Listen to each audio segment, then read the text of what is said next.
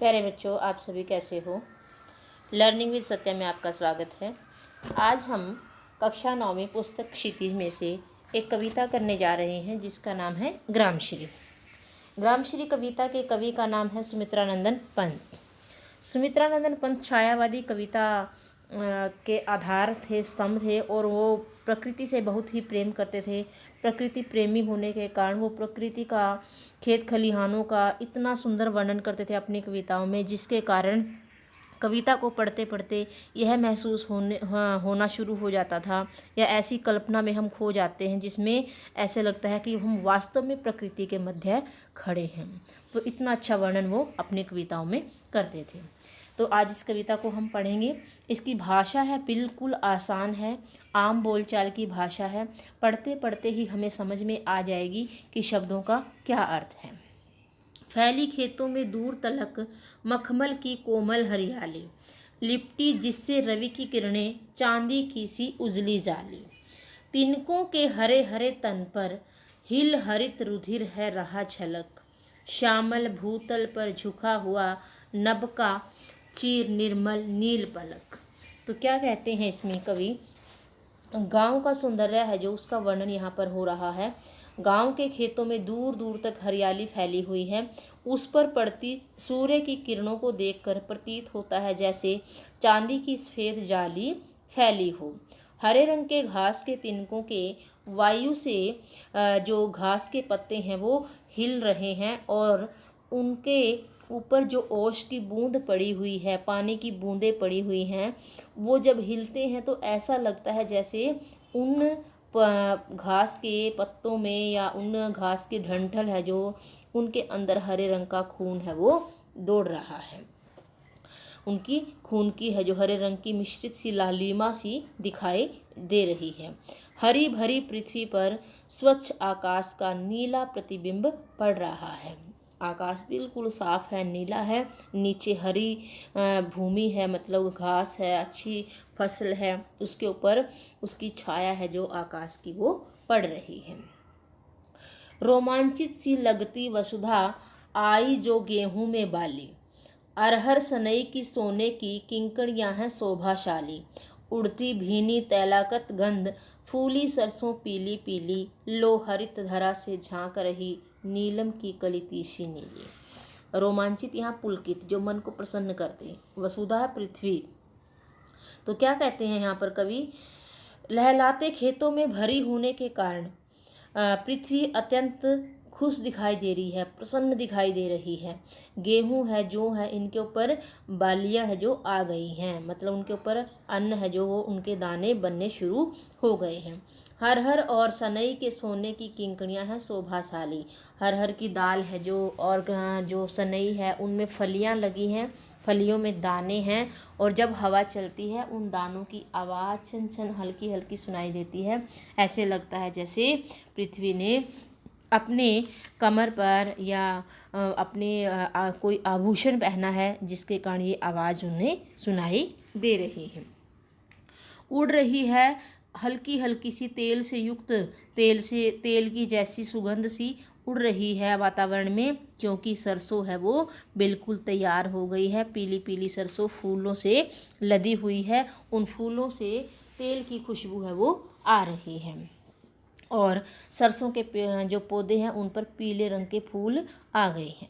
और एक पौधा है जो नीले रंग का है, उसकी नीली कलियां देख करके ऐसे लगता है जैसे नीलम की कलियां हैं जो वो हरियाली से सुशोभित पृथ्वी पर झांक रही हैं। ऐसे लग रहा है वहाँ पर कि जो ये है नीलम है, उसकी कलियां हैं जो, ये ना तीसी होता है, एक पौधा होता है, उसकी ना जो कलियां हैं ना वो नीले रंग की होती हैं, उसकी छोटी छोटी कलियां नीले रंग की होती हैं।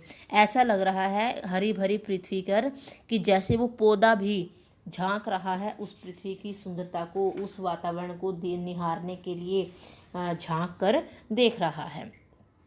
आगे देखिए, रंग रंग के फूलों में रिलमिल हंस रही सखियां मटर खड़ी, मखमली पेटियों से लटकी छिमियां छिपाए बीज लड़ी। फिरती है रंग रंग की तितली, रंग रंग के फूलों पर सुंदर, फूले फिरते हों फूल स्वयं उड़ उड़ वृंतों से वृंतों पर। तो यहाँ पर कवि क्या कहते हैं कि रंग बिरंगे फूलों के बीच मटर के पौधे साख्या भाव से हंसते हुए जान पड़ते हैं। मैं जैसे आपस में सखियाँ खड़ी हैं और वो हंस रही है, सेम वैसा ही यहाँ पर मटर के पौधे भी लग रहे हैं। जैसे हवा चलती है वो हिल रहे हैं, ऐसे महसूस हो रहा है जैसे वो आपस में बातें करते करते हंस रहे हों। और जैसे दोनों सखियाँ आपस में मिलती हैं तो कितनी मिलकर एक दूसरे को प्रसन्न होती हैं, एक दूसरे की बातें सुनती हैं, वैसे ही यहाँ पर बिल्कुल सही लग रहा है कि मटर भी हंस रहे हैं खड़े खड़े वहाँ पर। और जो मटर के पौधे हैं उन पर छिमियाँ मटर के दाने छिपाए लटकी हुई हैं। यहाँ पर छिमियाँ मटर की फली को बोला गया है और मटर की फलियों के अंदर जो दाने हैं वो छुपाकर वो खड़ी हैं। ऐसे लग रहा है जैसे मखमल की पेटियों में मोती की लड़ियाँ बंद हो। जैसे मखमल यहाँ पर कहा गया है कि जो मटर का जो छिलका है वो बड़ा ही सॉफ्ट होता है, नरम नरम होता है, इसीलिए मखमल के साथ इसको समानता करके दिखाया गया है। ऐसे लग रहा है कि जो मखमल की पेटियां हैं उनके बीच में मोती की लड़ी रखी हो। मोती की लड़ी यहाँ पर मटर के बीजों को कहा गया है क्योंकि वो लाइन में बिल्कुल ऐसे होते हैं। रंग बिरंगे फूलों पर रंग बिरंगी तितलियां हैं जो वो मंडरा रही हैं, एक फूल से दूसरे फूल पर जा रही हैं, उड़ उड़ करके ऐसे इधर उधर घूम रही हैं। उन्हें देखकर ऐसा लगता है जैसे आनंद में मगन होकर के फूल उड़ उड़ कर एक दूसरे जो पौधे हैं उनके ऊपर जा रहे हैं। यहाँ पर तितलियाँ बिल्कुल फूलों की भांति दिखाई दे रही हैं, वो रंग बिरंगी हैं इसलिए यहाँ पर फूलों की भांति दिखाई दे रही हैं। अब रजत स्वर्ण मंजरियों से लद गई आमर तरु की डाली, झर रहे ढाक पीपल के दल, हो उठी कोकिला मत वाली, महके कटहल मुकुलित जामन, जंगल में झरभेरी झूली, फूले आड़ू नींबू दाड़िम आलू गोभी बैंगन मूली। अब क्या कहते हैं कवि कि जो गांव में उत्पन्न होने वाले फल और सब्जियां हैं उनको बड़ा ही वो अच्छा वर्णन यहाँ पर कर रहे हैं। आम के वृक्ष चांदी और सोने के रंग के बोर से लद गए हैं। जब वो आता है हल्का हल्का चांदी जैसा रंग होता है और जैसे जैसे वो पकना शुरू हो जाता है तो उसका सोने जैसा गोल्डन गोल्डन रंग हो जाता है। ढाक और पीपल के वृक्षों के पत्ते हैं जो वो झड़ रहे हैं। और जो वसंत ऋतु आ रही है, वसंत ऋतु में जो कोयल है वो बड़ी मतवाली हो गई है, वो सारा दिन चहक रही है, कू कू की आवाज़ लगा रही है क्योंकि वो वसंत ऋतु में कोयल है जो बहुत अधिक बोलती है। तो यहाँ वसंत ऋतु का वर्णन हो रहा है। वसंत ऋतु में कौन कौन सी फसलें उग रही हैं उन सब का यहाँ पर वो बताया जा रहा है। कटहल, जामुन, बेर, आड़ू, नींबू, अनार, आलू, गोभी, बैंगन, मूली सब फल फूल रहे हैं, मतलब वो बढ़ रहे हैं, बड़े हो रहे हैं। आगे देखिए बच्चे, भालू के सांपों से एक मिनट,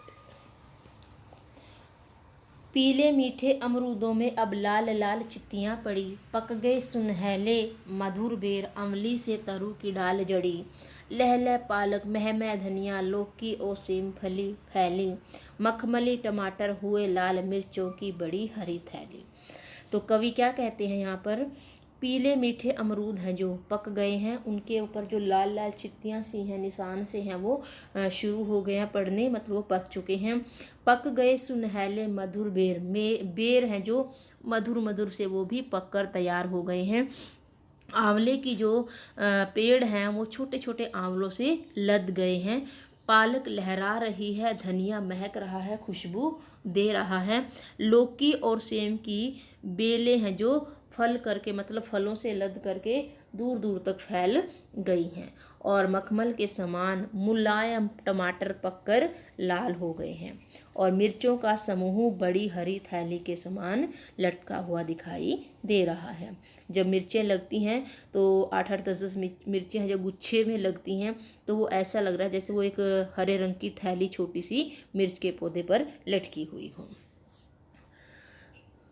आगे बच्चे देखिए ध्यान से, बालू के सांपों से अंकित गंगा की सतरंगी रेती, सुंदर लगती सरपत छाई, तट पर तरबूजों की खेती, अंगुली के कंघी से बगुले कलंगी संवारते हैं कोई, तिरते जल में सुरखा पुलिन पर मगरोठी रहती सोई।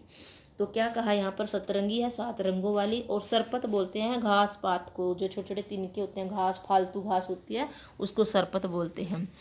तो यहाँ पर देखिए कवि क्या कहना चाहते हैं कि प्राकृतिक सौंदर्य का वर्णन करते हुए कवि गांव के अंदर जो सुंदरता है उसका वर्णन करते हुए कह रहे हैं, गंगा की रेत में उगे तरबूजों का अत्यंत सुंदर दिखाई दे रहे हैं, और जो सांप जैसी रेखाओं से युक्त गंगा की सतरंगी रेत पर फैली हुई तरबूजों की खेती है जो बड़ी ही सुंदर दिखाई दे रही है।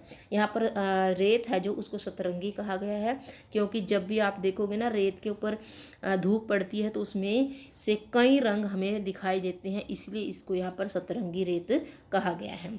तो गंगा के किनारे ये रेत होती है, वहाँ पर खरबूजो हैं, जो खरबूजे होते हैं उनकी खेती रेत में अधिक होती है, क्योंकि खरबूजा है जो पानी कम लेता है, इसलिए उसको उस खेत को रेत के स्थान पर ही, जहाँ पर रेत अधिक मात्रा में हो वहाँ पर इस खेती को किया जाता है। जैसे यमुना के किनारे भी खरबूजे तरबूज बहुत अधिक मात्रा में उगते हैं। तो कवि कहते हैं कि बड़ी सुंदर ज़मीन है वो, तरबूजों से भरी हुई है, बड़ी अच्छी दिखाई दे रही है, और जो बगुले हैं वो अपनी अंगुली मतलब पैर का पंजा है जो, उससे अपने बाल हैं संवारते हुए दिखाई दे रहे हैं। कभी आपने देखा होगा बगुला अपना एक पैर उठा करके अपने सिर के ऊपर जो कलगी सी होती है ना उसकी बनी हुई, उसको यूं यूं करके ठीक करता हुआ, तो यहाँ पर उसने अपने बालों को संवार रहा है वो। तो कवि ने उस चीज़ का यहाँ पर वर्णन किया है कि बगुला अपने कंघी से, मतलब जो अपनी अंगुली है उसको कंघी की तरह यूज करके अपने बालों को संवार रहा है। तीरते जल में सुरखा पुलिन पर मगरोठी रहती सोई। तो वो कहते हैं कि पुलिन है नदी का किनारा, नदी में जो जल में है उसमें सुरखाब एक पक्षी का नाम है, ये जो चक्रवाक होता है पानी में ऐसे घूमता घूमता सा रहता है उसको बोलते हैं सुरखाब। तो वो कह रही है कि नदी का किनारा है जो उसके पास सुरखाब पक्षी है जो वो जल में बैठे हैं, और मगरोठी भी एक पक्षी का ही नाम है, वो वहाँ पर नदी के किनारे है जो वो सोई हुई है। आगे देखो, हंसमुख हरियाली हिम आतप, सुख से अलसाए से सोए, भीगी अंधियाली में निशी की, तारक स्वप्नों में से खोए, मरकत डिब्बे सा खुला ग्राम, जिस पर नीलम नभ आच्छादन, निरुपम हिमांत से सनिग्ध, शांत निज शोभा से हरता जनमन। तो कवि क्या कहते हैं, जो सर्दी की धूप है, जो वसंत ऋतु होती है ना उसमें जो सर्दी है वो हल्की हल्की सी होती है, और जब धूप निकलती है वो बड़ी अच्छी सी लगती है।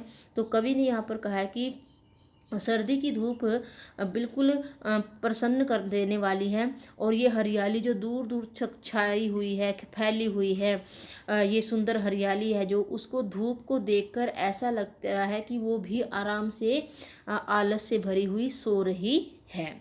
ओस के कारण भीगी हुई रात के अंधेरे में सितारे हैं जो अपने सपनों में डूबे हुए लगते हैं। रात को हल्की हल्की ओस पड़ती है तो तारे धुंधले धुंधले से दिखाई देते हैं। तो वो कह रहे हैं कवि कि जैसे ऐसे लग रहा है जैसे तारे भी सपनों में खोए हुए हैं। तो हरियाली से पूरा गांव भरा हुआ है, और ये गांव है जो बिल्कुल एक पन्ना नामक रत्नों का डिब्बा है, जो उस तरह से लगता है जैसे एक डिब्बा है उसमें पन्ना एक कीमती रत्न है, कीमती रत्न का नाम है पन्ना। तो उससे जैसे वो गांव है भरा हुआ है, और उसके ऊपर नीले आकाश है, जो नीला आकाश है वो एक ढक्कन की भांति यहाँ पर दिखाया गया है। घर जो गांव है उसको एक डिब्बे के भांति दिखाया गया है, और उसके डिब्बे का ढक्कन है जो वो आकाश को बताया गया है। तो यहाँ पर कवि कहते हैं कि अत्यंत सुंदर जो वातावरण है और प्रकृति है वो दिखाई दे रही है। अत्यंत रमणीय ऋतु में गांव अपने अपार सौंदर्य से सभी के मन को अपनी तरफ खींच रहा है। और दूसरे शब्दों में हम कहें कि जो वसंत ऋतु है, वसंत ऋतु में गांव की शोभा है अत्यंत आकर्षक रूप धारण कर लेती है, मतलब वो अट्रैक्टिव करती है हमें, जिससे सभी लोगों के मन उसके सौंदर्य के वशीभूत हो जाते हैं। तो जैसे वसंत ऋतु आती है ना, तो गांव में फूल हैं, पौधे हैं, खेत हैं ऐसे लहरा रहे होते हैं, सरसों है जो पीली हो जाती है, फूलों से लद जाती हैं, और जो बेल है सब्जियों की उन पर सब्जियां आनी शुरू हो जाती हैं। तो वातावरण, प्रकृति सब इतना सुंदर होता है जिसको देख करके एक व्यक्ति है उसका मन है जो वो उसकी तरफ आकर्षित हो जाता है। जिस प्रकार से कवि ने यहाँ पर वर्णन किया है, क्योंकि कवि है जो उसकी तरफ खींचा चला जा रहा है, और इतना सुंदर वर्णन उन्होंने किया है जैसे हम वास्तव में किसी खेत की सैर करके आए हों, किसी गांव की सैर करके आए हों। तो ये हमारी छोटी सी कविता थी। कविता बड़ी ही सुंदर है। तो सुंदर होने के बाद यहाँ पर मानवीकरण अलंकार का कविता में बहुत प्रयोग किया गया है, अनुप्रास अलंकार का प्रयोग किया गया है, क्योंकि यहाँ पर जो पेड़ पौधे हैं उनको मनुष्य की भांति दिखाया गया है, तो मानवीकरण अलंकार यहाँ पर दिखाई दे रहा है। तो ये हमारी एक छोटी सी कविता थी। हमने एक कविता से पूरे गांव में सैर कर ली। सैर करने के बाद हमने सारी सब्जियों के, फलों के बारे में जान लिया, और कविता समझ में आ भी गई होगी अच्छे से। तो स्वस्थ रहें बच्चे, मस्त रहें और पढ़ने में व्यस्त रहें। धन्यवाद।